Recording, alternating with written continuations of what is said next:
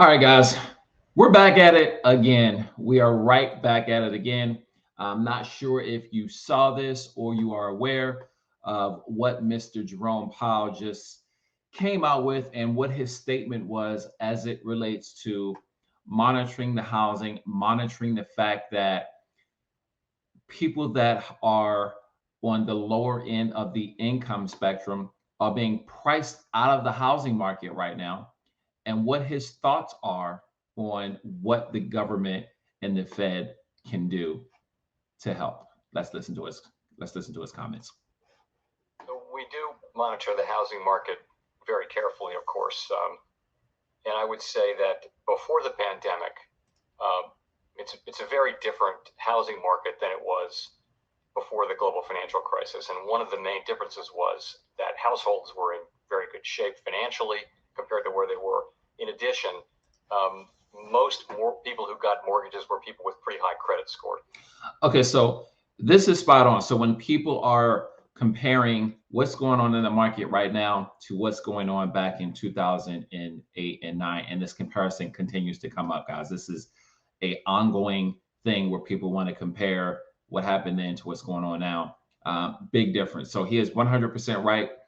Credit now, a lot of people that are in the market now are much better financially than they were. Now, I'm not talking about the inflation going on. That's a whole nother story, but I'm just talking about credit score wise. Credit scores are much higher. The lending standards that we now have in this business are much different than they were back in 2007, 6, leading up to the crash. Okay. If you were breathing back in 2007, 2006, you could get a loan, right? We had no income, no asset verification loans, right? Tell me what you make, and we'll base your loan on whatever you say you make, right? No verification needed. So he is 100% right about this. Things were so much different back then. So let's continue on and listen to what Mr. Powell has to say. Of course, there wasn't the subprime, low doc, no doc lending practices were not there. So we don't have that kind of thing where we have a housing bubble where people are over levered and owning a lot of houses. There's no question, though, that housing prices are going up, and so we're watching that carefully. It's partly because there's clearly strong demand, and there's just not a lot of supply right now. So builders are struggling to keep up with the demand. Clearly, inventories are tremendously low. We're all hearing those stories.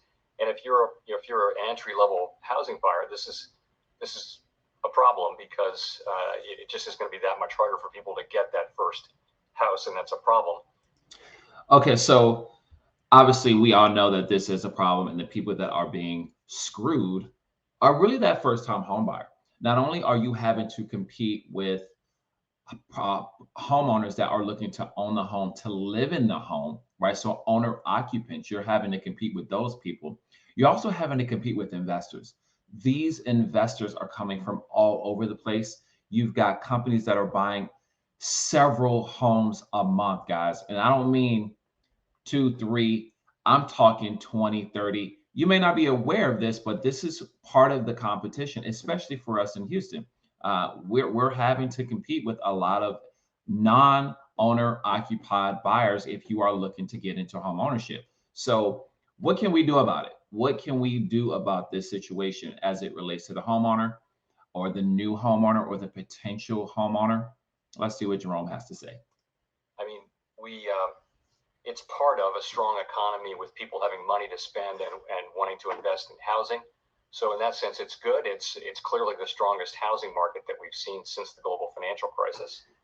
And, my hope would be that over time, housing builders can react to this demand and come up with more supply, and workers will come back to work in that industry. So I want to address this real quick. So he mentioned the builders situation and the workers. So if you have started building a home, or you're in the middle of it, or you're somewhere in that process, you probably know that this is a struggle for a lot of builders, which is why a lot of builders right now are speccing, what we call speccing out a lot of their homes. So the trades or the contractors who actually build these homes, there is a high demand still for these guys, because a lot of these guys are doing other projects, or they will leave one project and go to another one if it's paying them more.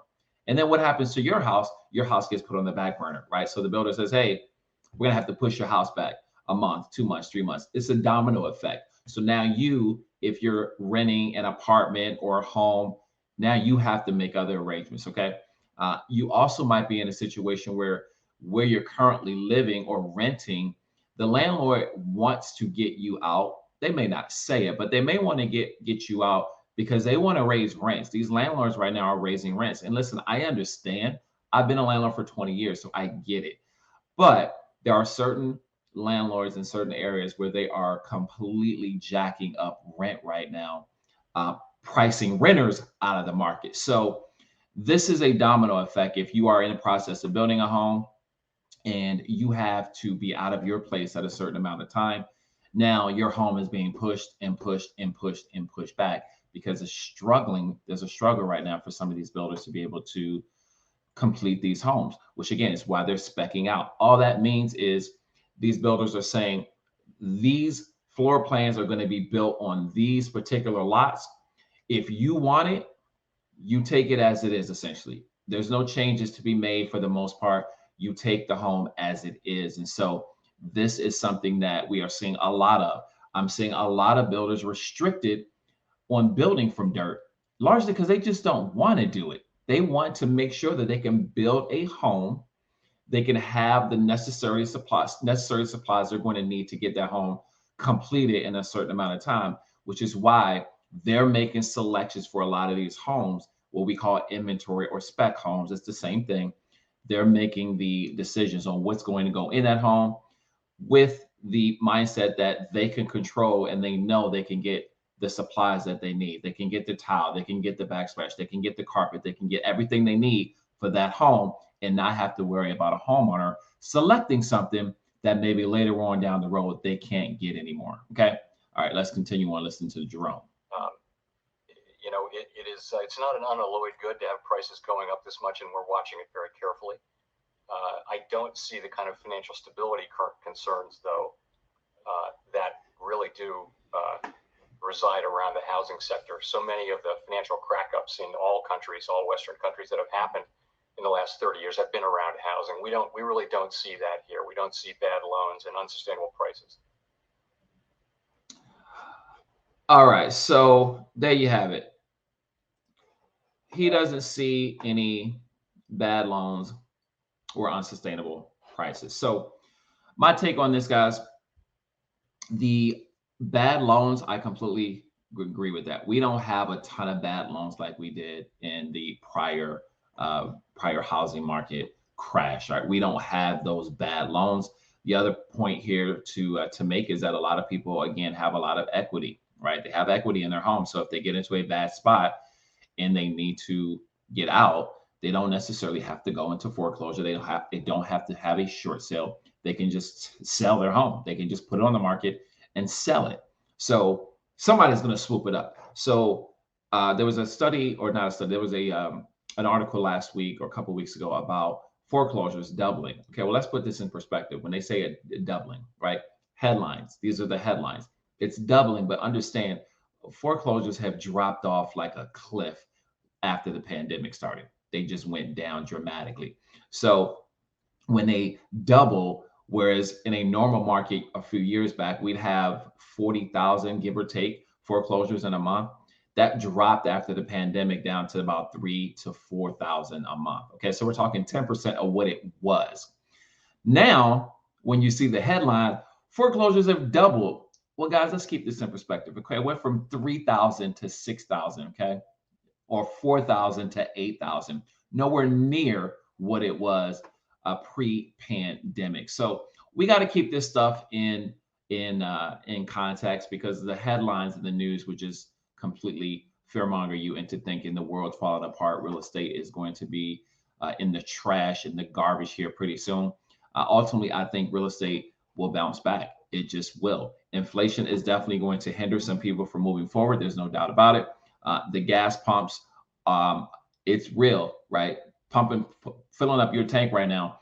It is a challenge when you're looking at that bottom, that final number, if you're filling up your tank. I don't even know if you're filling up your tank anymore. Does anybody do that? Right?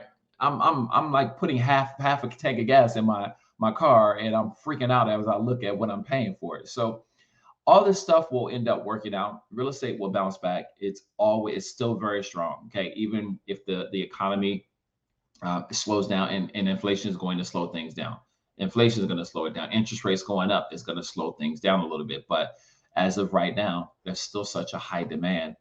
I don't see anything or any sign whatsoever that we're going to have any type of collapse as far as the market goes. Will it slow down? Absolutely, it will. So, guys, thank you for watching. Please subscribe. Make sure you like and subscribe. Give me your feedback. What do you think? What do you think about Jerome Powell's comments as far as his mindset that he doesn't see any issues right now with unsustainable loans? Just give me your feedback on what you think about what he said, and I will see you guys on the next video.